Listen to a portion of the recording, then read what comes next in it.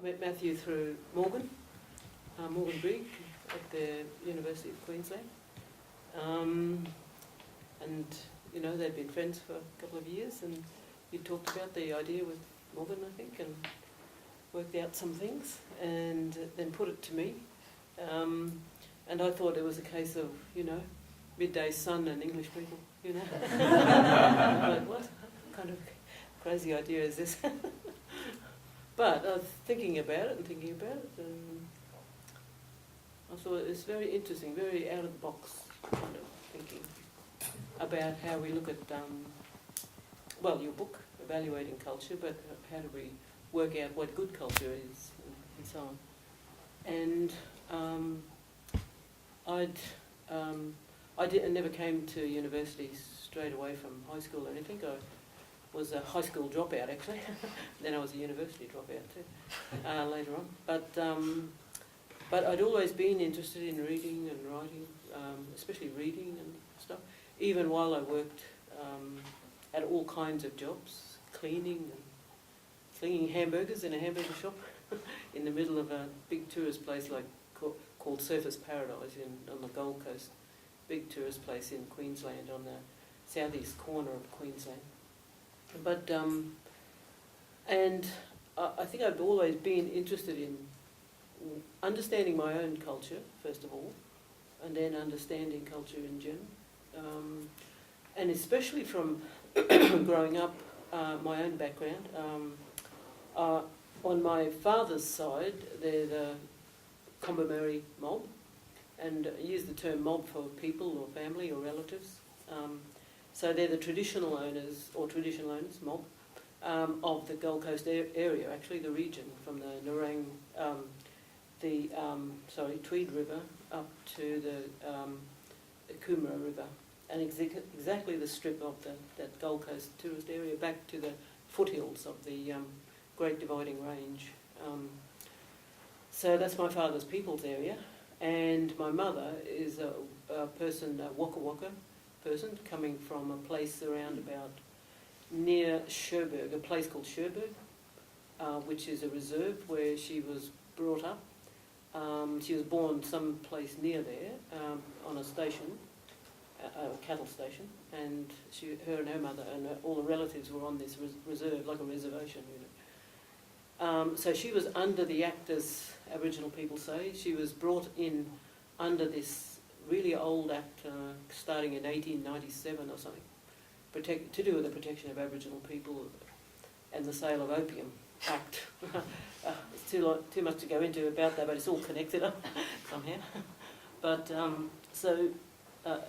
the effect was that they ended up being like wards of the state, like prisoners, basically, wards of the state. So people at different areas throughout the state were, and there were similar things throughout other states, but in Queensland they would be rounded up, basically, literally force-marched along a road or trucks or some kind of vehicle, and herded onto reserves. Huge places, like a couple of thousand people at different places throughout Queensland. My father wasn't under the Act. There were pockets of Aboriginal people everywhere who weren't under the Act. So when he married her, he had to ask permission from the local police sergeant, which pissed him off no end, because he had to ask permission, so they couldn't just marry. So when they married, she came out from under the Act, and it was amazing for her, to be on a place where you didn't have to ask permission about your movements or your actual identity, because you had to carry like passes, And that Act, actually, it only finished in the mid-1970s, I think, more than something like that. From, so nearly 100 years. That's where the apartheid system came from. The delegation of South African politicians came out after the war, between the wars. I always get it mixed up. But they were looking at how to solve an Indigenous problem. So that all of the rules and the bylaws and so on of an apartheid system, that's where it was based on, from this Act in Queensland. I think they went to West Australia too, but and they may have gone to other countries, but they certainly got it from there. So she came down and lived in Southport. Southport is where I grew up, named after this Southport here, of course, in England. Had a very large family. So I've got relatives all around South East Queensland. I had 7 brothers, no sisters, all older than me. Can you imagine? It's like 7 fathers or something. But and my father, he was a really steady fellow. Kind of had a long-term job on a local council. Became what they used to call a ganger, or like a foreman, which is a rare thing actually for an Aboriginal person to have a little gang, a team of people who he kind of ordered, gave directions to, white fellas. It's a very rare thing for an Aboriginal person to be telling white fellas what to do and the job, in those times anyway, 1950s and so on. And their background, my father's background, Scottish of course, great-grandfather's Scottish, and he was a very good man, a very brave. And it sounds funny, but he because he's brave, because he married my great-great-grandmother, Aboriginal great-great-grandmother. But that was at a time when they were rounding up Aboriginal kids of mixed marriages, mixed relations, and sending them onto reserves. So they got married. Plus, he had a bit of power, I suppose. Like he was a ship's pilot, you know what I mean, a river pilot sort of thing. And then later on he worked for the public servant and so on and so on. So they couldn't just round his children up because he had married them, and he left actual land in the whitefellow style to them, to all of his children. So that was quite something. And on my mother's side, her father was English. So there was a bit of a kind of disagreement there, and not real serious. My father didn't really care for the English at all, not very much, but he really, really sympathised with the Scottish and the Irish and the Welsh. And I'm afraid I took after my father. And of course he would make some sort of slight, mild remark about the English, and she would get wild. And it was quite funny actually. Anyway, I grew up there. I, as I said, a dropout at school and so on. But because in the house, there were always at least one bookshelf of books, my father's, and that helped me on a kind of road to like reading more. And I always say that if I'm talking with teachers and kids going to school, that even if you have a few books, it's really good for kids to see your parents reading, and so on and so on. So from quite a young age, I was kind of reading stuff. Because I was really interested, I'd asked my father once about two things really. How come, as you're getting older, you're learning stuff. So I'm gradually learning about how terrible it was, all kinds of parts of the country, and down there too, down on the Gold Coast, in the late 1800s, over the turn of the century. Really bad things, what they call black shooting parties would come out, like pogroms, shooting parties would come out, killing Aboriginal people. And you could find shelter in the houses of some people of German extraction, German farmers, and English too. So it was all different, There was, shooting parties, but there were people who saved them too. And that was good. Anyway, asking my father one day, I wonder how come all this stuff happened? Why did this happen? And all he said really, which sort of floored me, I was about 14 or 15, I think. He said, well, they didn't know what they were doing, he said. And I, of course, know-it-all 15-year-old, Well, of course, obviously they knew what they were doing. They're trying to get rid of us all. They're trying to wipe us all out, obviously. But no, he sort of saying, no, they didn't know what they were doing. And of course, it took me years to realise what he meant, actually. It was what I thought he meant anyway, that they didn't realise the enormity of what they're doing. The great enormity of what they're doing, that you know, something in the way, you just simply wipe it out, you know. It took me years and years to realise how come, you know, looking at history and history of other countries besides this country, how, you know, how do you move forward? And if there's a blockage, well, you just simply clear the way, you know, you just clear it out. And of course, learning more about colonialism and so on, I've got to sort of understand a lot of things about that sort of thing, you know. I remember another thing, asking him vaguely. I never remember the question, but I always remember the answer for some reason. But and he didn't harp on it or anything like that. He was very quiet fellow. He didn't talk very much. But I'd asked him. What did I ask him? Something about. Oh yeah, that's right. Sorry, the same thing about you know, why they did this, and he. Oh no, sorry. Who are they? Who, you know, why? You know, who are these people who do these things, did these things, and so on. And all he said was they are different to us, and that was a key thing for me because he didn't harp on how terrible people were, or cruel, or racist, or anything like that. Actually, nothing at all. And I found out later, over the last few years too, I did a kind of rough, casual kind of research, asking people of round about my age, middle age, of their parents, did they ask this of them, and what was the answer, and so on. And they all said roughly the same thing. He just said they are different to us. That's all. Just they are different to us. Not we are different. They are different. We are always at home. We are always in our house, our home, our place. You know, we're not the strangers. These people here have come here, you know, and so on and so on.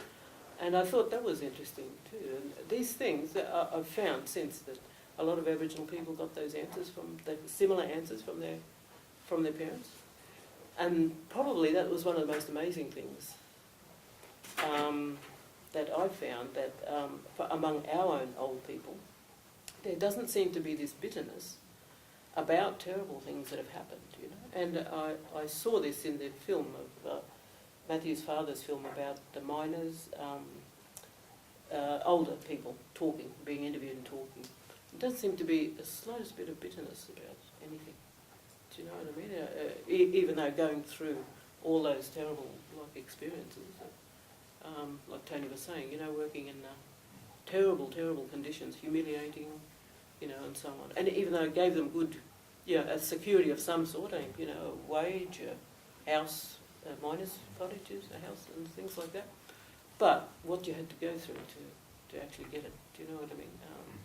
And, you know, all these older fellows, you know, not the slightest bit of, you know, bitterness or anger or anything. But there is bitterness, of course, among younger age Aboriginal people, you know, living and working through the 70s and 80s, 60s and 70s and 80s, big riots, you know, police, people being arrested, you know, all of that, looking for land rights, you know, human rights, and so on and so on.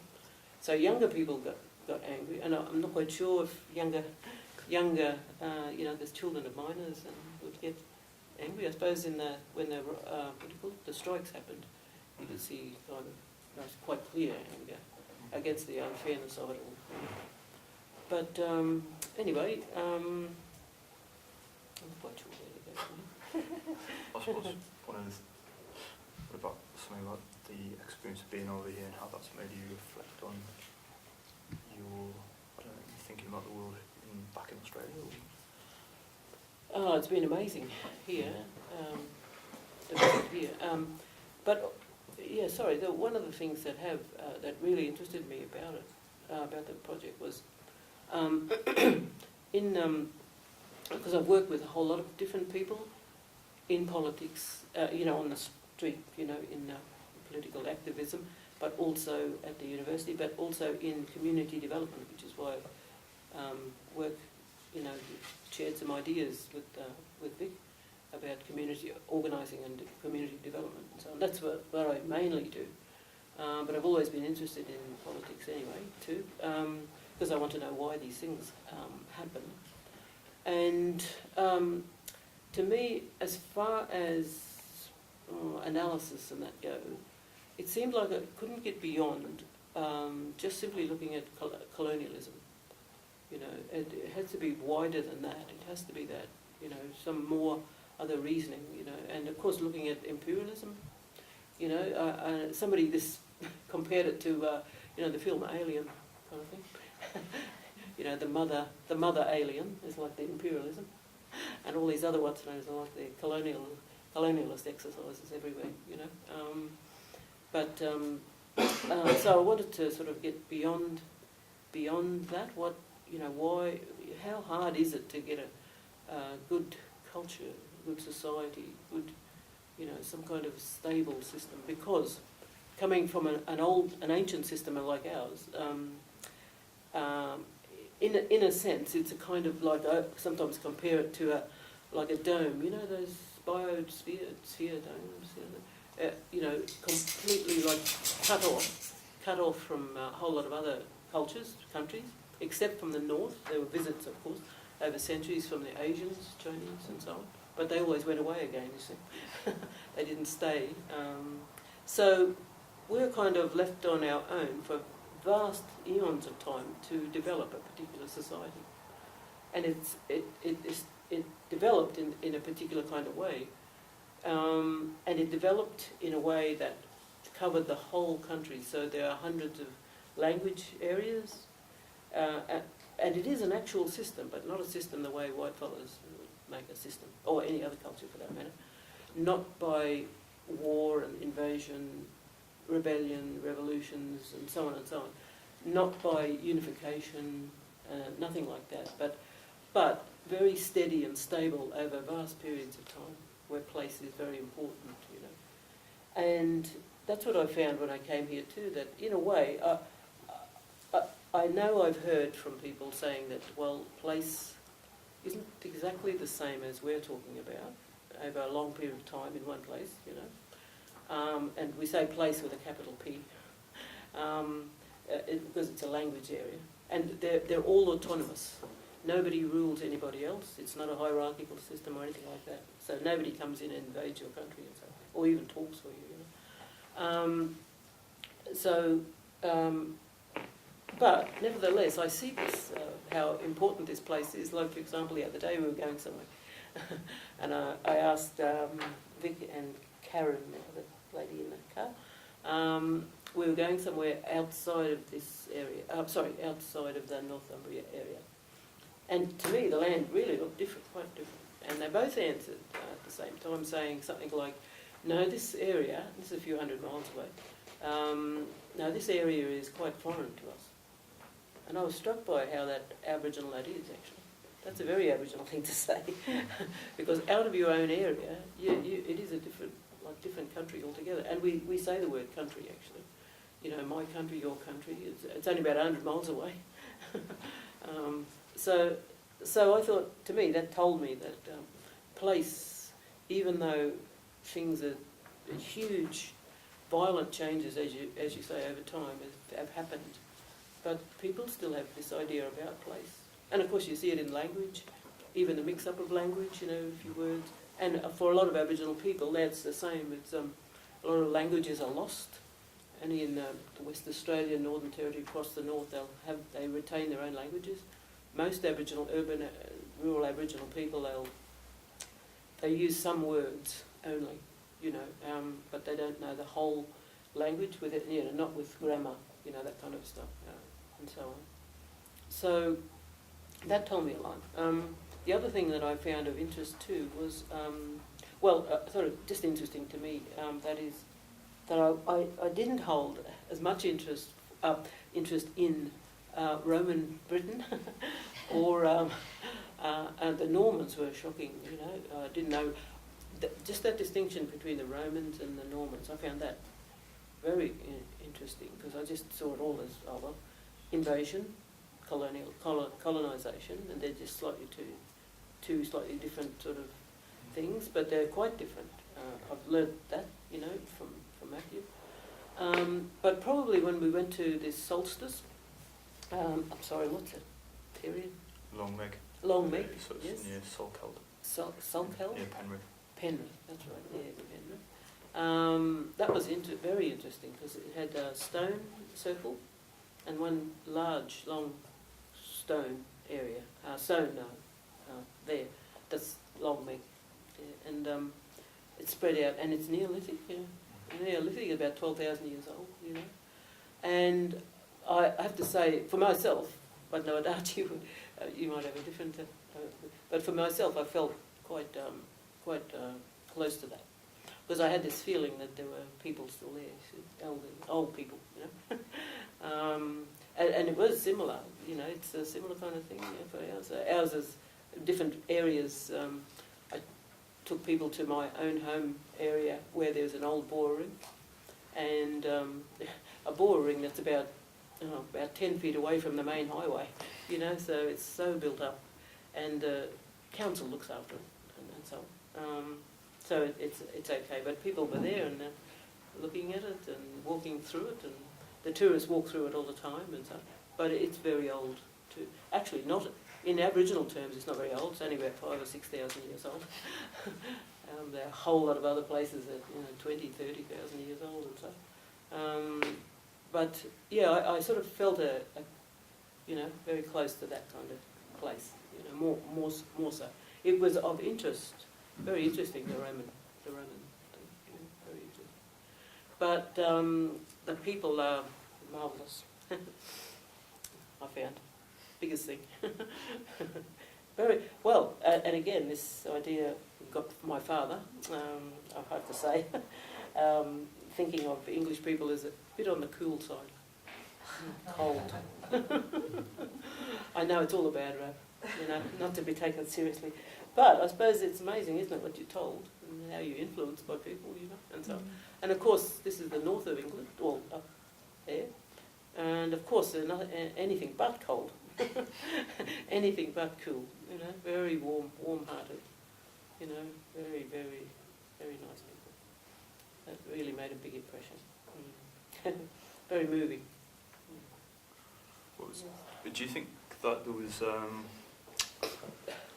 In terms of your talking with the ex-miners and things like that, and I suppose talking with my dad, do you think that you could develop, did you feel like there was a basis, even though the experiences had been totally different, there was a basis for some feeling of solidarity? Oh, definitely, yes. Yeah, absolutely. I mean, how are people to understand, like, cruelty, to achieve... some groups to, make people go through a cruel system, and how are those people to retain their humanness and still see the other people who are doing the bad things, the cruel thing, and how you still keep seeing them as human, but they're not seeing you as human. Do you know what I mean? They're treating you in a very inhuman way. How do you not just withstand that, but retain it for a long time? And pass it on to your children, because probably we would have, and I have been asked, and other Aboriginal people have been asked by different ones that have come to the country, especially people who've gone through revolutions and so on, European, different mobs. How come you just don't fight back, just didn't... I mean, we did, but not in a big formal warlike way, And that's what I was wondering too myself when I heard, I'd hear sort of different stories, and I'd see things on TV, of course. And I remember asking Matthew once, how come you just don't shoot these aristocrats? Why didn't somebody just go out and kill them? Because they're treating you like dogs. Why didn't that happen? And you said something about, people being brutalised so much or something. Is that what you said? No. Well, yeah. No, what did you say? I remember asking my granddad about that, and he, because when I was talking to my granddad, I always thought that it was a cop out not to do something. And he just said, you can't go around killing people. That's ridiculous. And that, I think that it wasn't just the fact that you have a history of being brutalised when you try to challenge things. It also came from some sense of decency, I think, as well. But it is just bad to kill people. It's bad to kill even if people, people are, trying to kill you. Yes. Well, he wasn't Christian or anything like that. But he just thought it was wrong to kill people. I deliberately, I mean, not deliberately, but I didn't take photos. I haven't got a camera. I'm not very good with it. I will get photos, I think, from other people who will send me photos, regardless of whether I want them or not. Some unfortunate photos.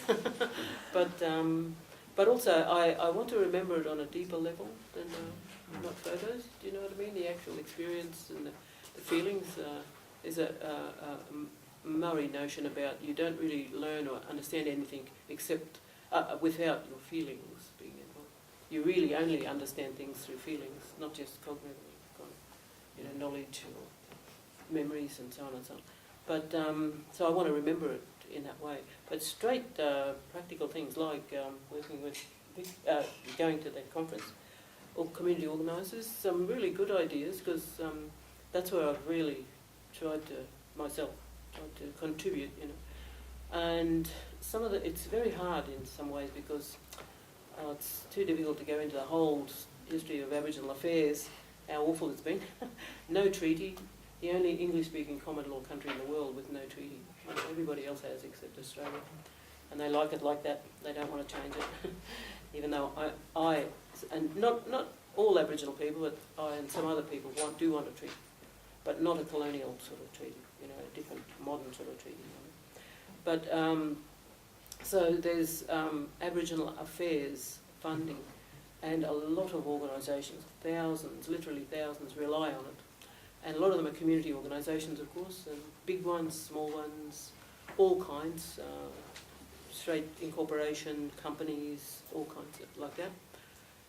So you're kind of tied with your hands behind your back. Because, and they've gotten more stricter, like you'll get a letter, some organisations get letters, saying if you make complaints about any aspect of the funding or the system or whatever, your funding will be cut off. They just threaten you straight out, quite clearly. So you want to keep delivering a service and so on, of course, without that.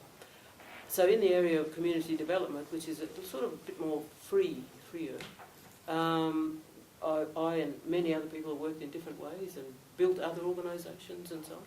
But what we haven't done, which I found from this community organisers, the conference, is actually training people in community development ourselves, not expecting people just to go to uni and learn things there, and then working in the community, but actually try a training system, a proper, good, worked out formal kind of system, and an informal system though too, to help Aboriginal people working in an Aboriginal way. That's what they really, really want, always.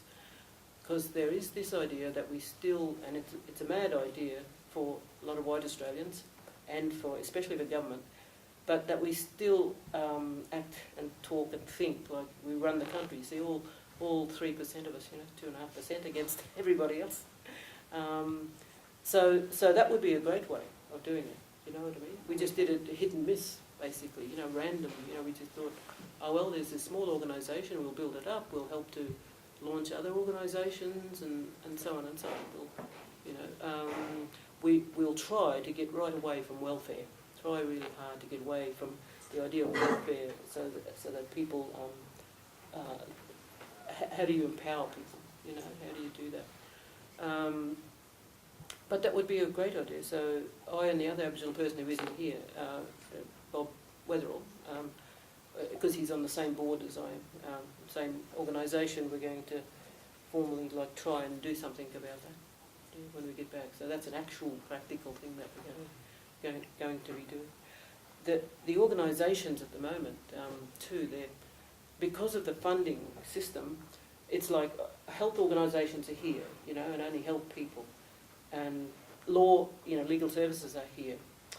Housing is here, and so on is here. And they're all kind of separated out. There's not even any kind of hub where everything comes together. So even that is, you'd think that, simple kind of idea, but they had tried it a long time ago and it didn't work out very well. But we're going to try to do that again. And I put it down myself to what I've been calling clanism, Because our own old system, you see, is clans. You belong to this mob or that mob, your clans. And because unification is still a, like it's a foreign thing, nationalism. National bodies are still a kind of foreign thing. People have been urbanised for a long time. They don't like the idea of nationalist kind of idea, nations and so on. Even though we talk about Aboriginal nations, we talk about nations, that's right, meaning clans, but not the Aboriginal nation. There's no such thing in our thinking. So, but that means, unfortunately, and this is the usefulness of ideology, I suppose, but that means that we're stuck in our, like silos. Do you know what I mean? So the medical centre is run by a particular family.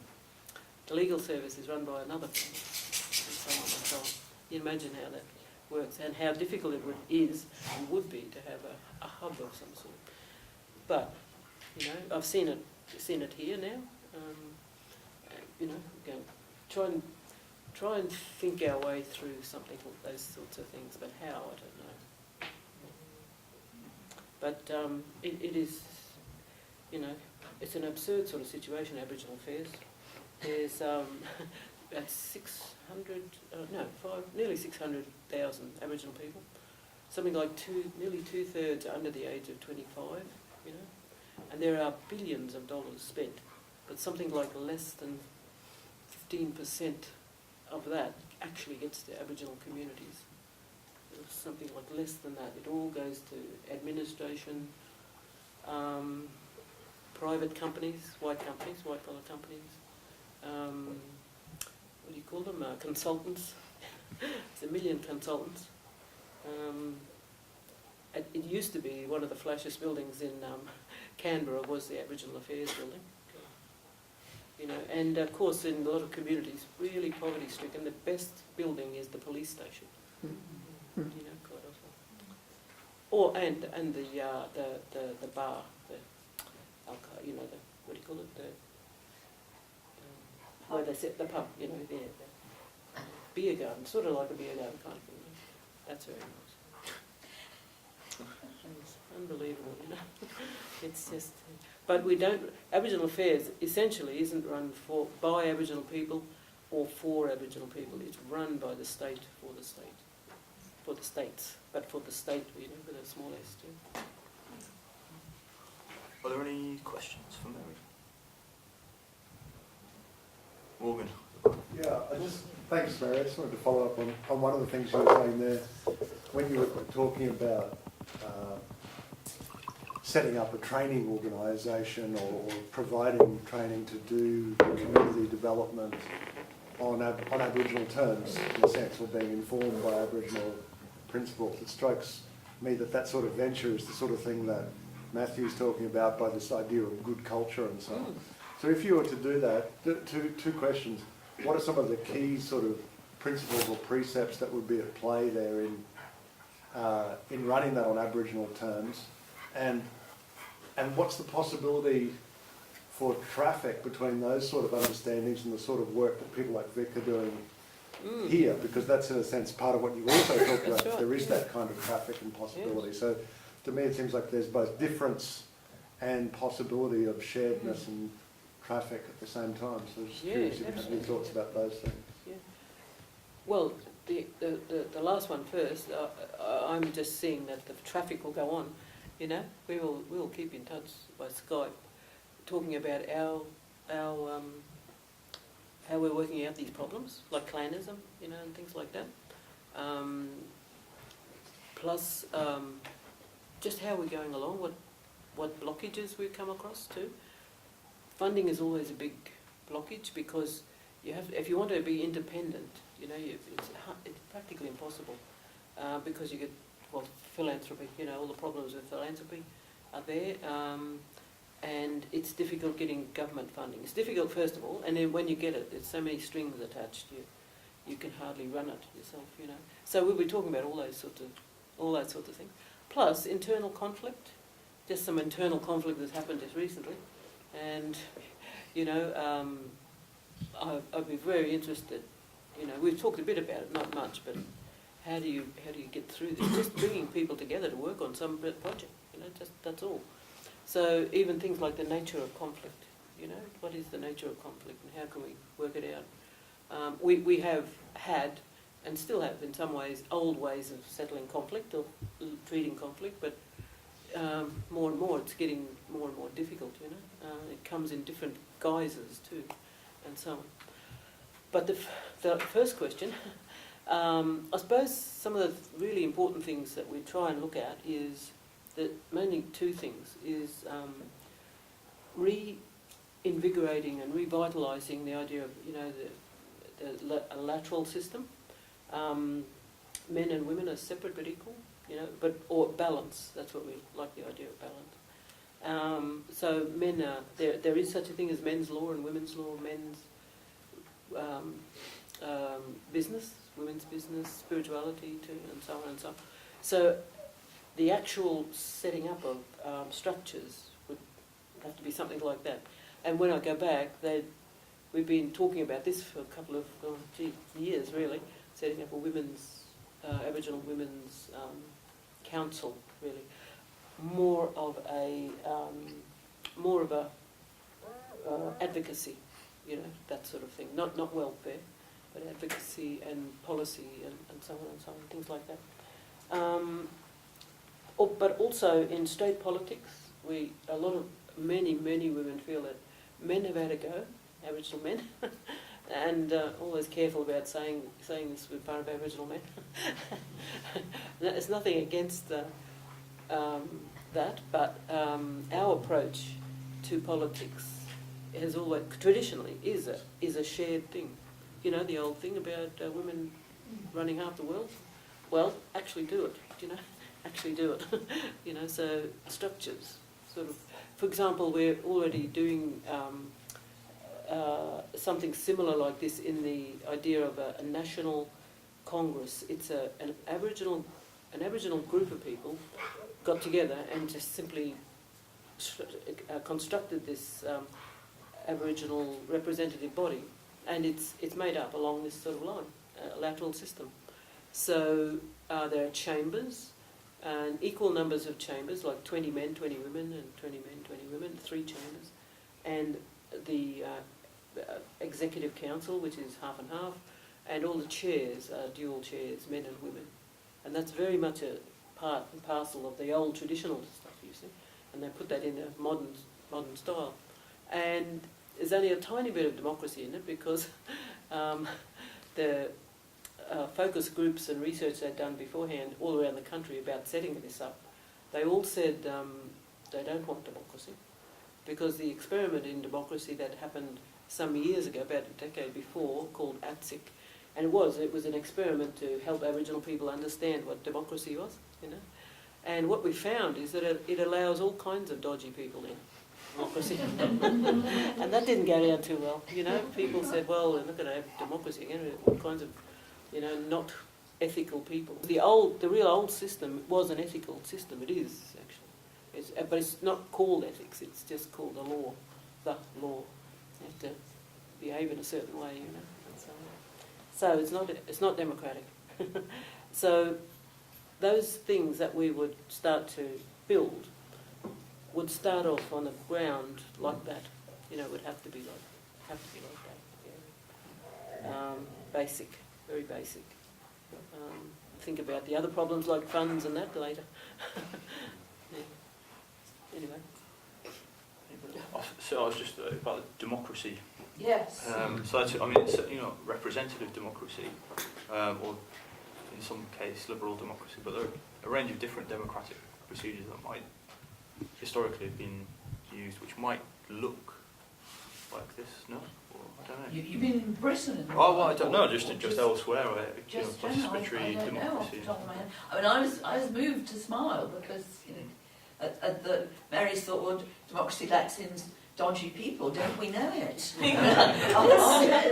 Are we living proof that this one-to-one lets in dodgy people? But but there'll be different forms of democracy, and not just the one-to-one. But I can't off the top of my head think of the fine grain. Can I just ask, why don't people want a treaty? Why what? Why don't people want a treaty? Why don't they want to treat? Yeah.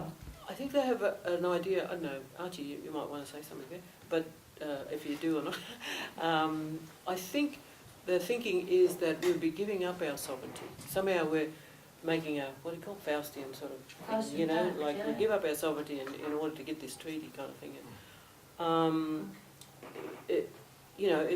it wouldn't necessarily be like that. The idea, many other people have, because in the old system we did have actually agreements, not written of course, but diplomatic relations for thousands of years, and the idea was, of course, you absolutely inconceivable to invade someone else's territory.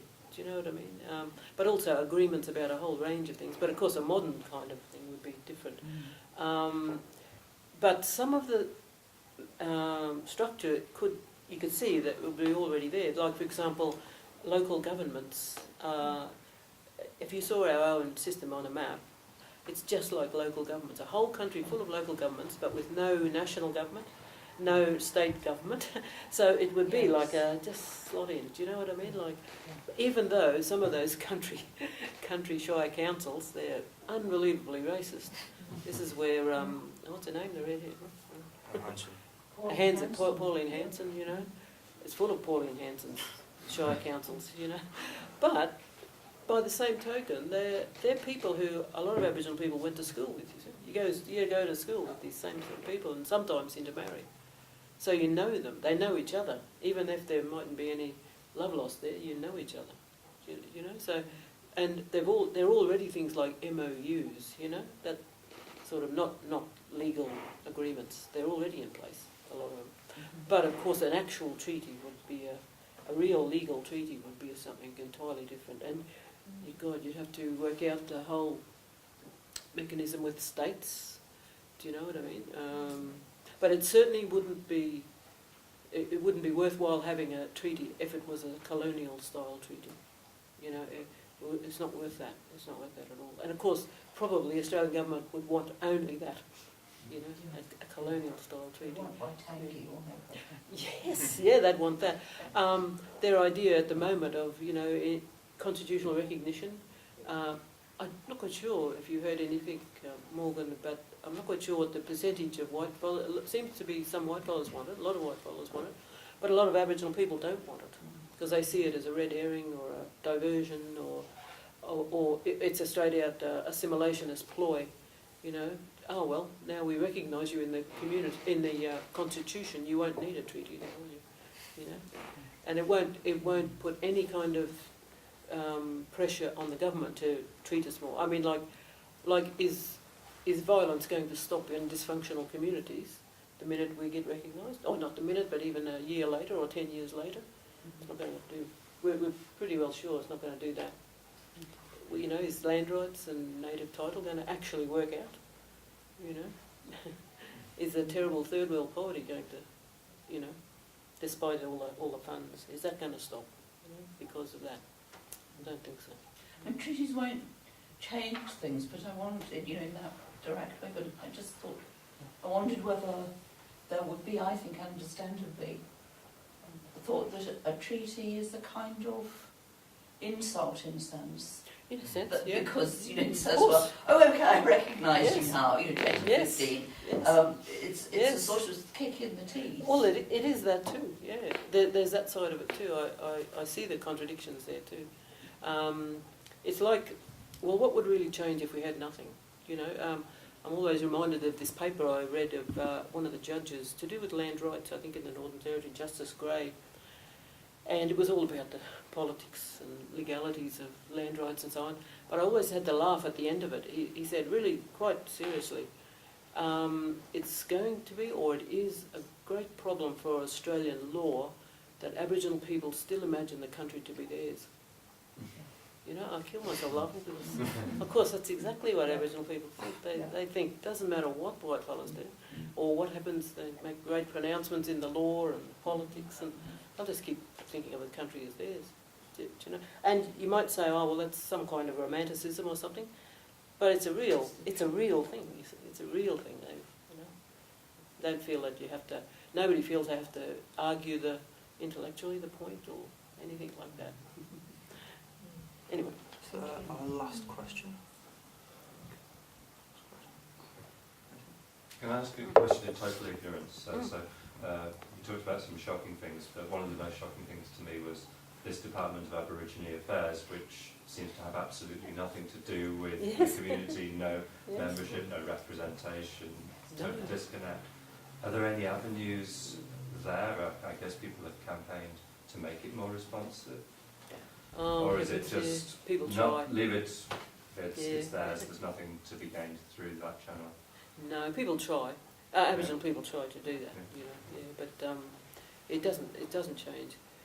It really is a case of a huge bureaucratic system, badly run, with rubbish policies that are run for the majority, for the government and for the majority.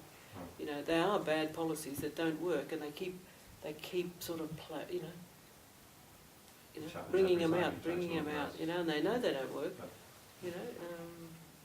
It's just insane. So the only thing you can conclude really is that a lot of that money is economic.